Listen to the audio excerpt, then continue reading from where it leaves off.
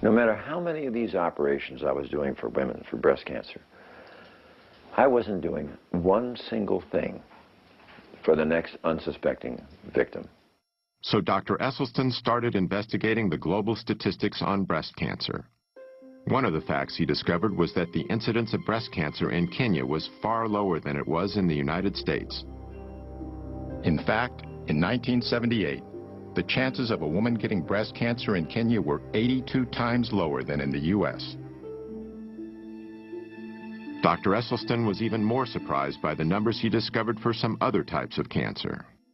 In the entire nation of Japan, in 1958, how many autopsy-proven deaths were there from cancer of the prostate? 18.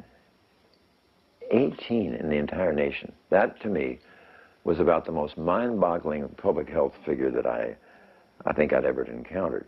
In the same year, the U.S. population was only about twice the size of Japan's, yet the number of prostate cancer deaths exceeded 14,000.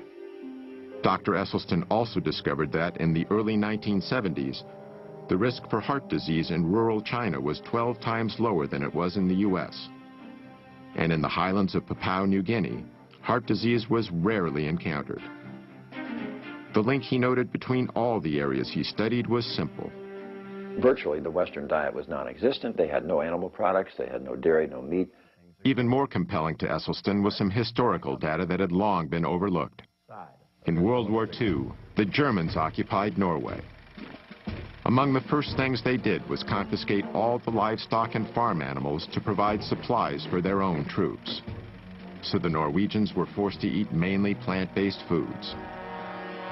Now we look at the deaths in Norway, just antecedent to this period, from heart attack and stroke. 1927, 1930, 35, look right up here, right at the very top, 1939. Bingo! In come the Germans. Immediately, 1940, wow, 41, 42, 43, 44, 45. Have we ever seen a population have their cardiovascular disease plummet like this from statins, from bypass surgery, or from stents? No. But look what immediately happened. With the cessation of hostilities in 1945, back comes the meat, back comes the dairy, back comes the strokes and heart attacks. I mean, it's such an absolute powerful lesson. But we didn't get it. Because of evidence like this, Dr. Esselstyn was making the same assessment that Dr. Campbell was due to his work in the Philippines, seeing a causal link between animal-based foods and some of our most deadly diseases. But they weren't the only researchers coming to this conclusion. Another was Dr. John McDougall. In the mid-1970s, he began practicing on a sugar plantation in Hawaii.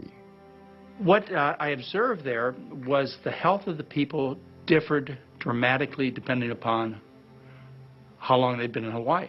People who were raised in Japan, the Philippines, Korea, China, first generation, who had moved from their native land, were always trim. Never had heart disease, prostate cancer, colon cancer, breast cancer, rheumatoid arthritis, multiple sclerosis. Never overweight. They were in their 80s and 90s and fully functional. Their kids got a little fatter, a little sicker. Their grandkids and the next generation were just as fat and sick as anybody I'd ever seen. And what came through clearly was the diet was the difference. The first generation had learned a diet of rice and vegetables in their native land. But the kids, they started to give up the rice and replace it with the animal foods, the dairy products, the meats, and the results were obvious. They got fat and sick. So I knew at that point what caused most diseases. At the time, however, Campbell and Esselstyn knew virtually nothing about this other information. Even so, they ultimately reached a revolutionary conclusion: that many of our most crippling conditions could be greatly reduced, if not completely eradicated, simply by eating what they call a whole foods, plant-based diet. This means consuming foods that come mainly from whole, minimally refined plants, such as fruits, vegetables, grains, and legumes. It also means avoiding animal-based foods, such as meat, dairy, and eggs, as well as processed foods like bleached flour, refined sugars, and oil.